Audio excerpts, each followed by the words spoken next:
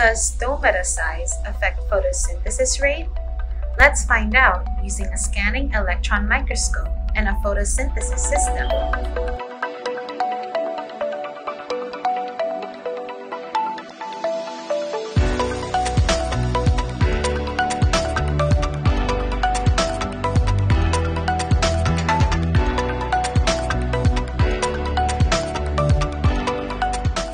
Stomata are tiny openings or pores typically found in plant leaves that allow for gas exchange.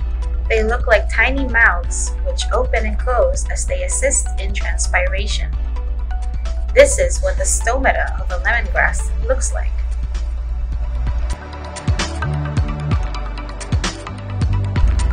During photosynthesis, plants take in carbon dioxide and water from air and soil. This is when chlorophyll absorbs energy from blue and red light waves and reflects green light waves, making the plant appear green.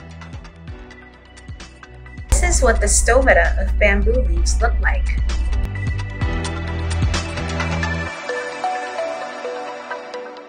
Now let's talk about assimilation rate.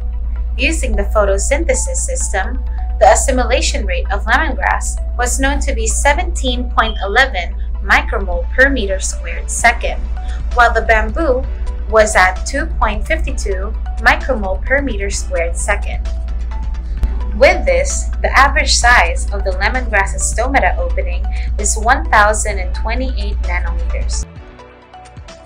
Light intensity, carbon dioxide concentration, and temperature affect the rate of photosynthesis. The average size of the bamboo stomata opening is 843.5 nanometers.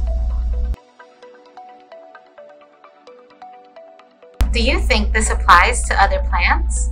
Let's all find out in the next video.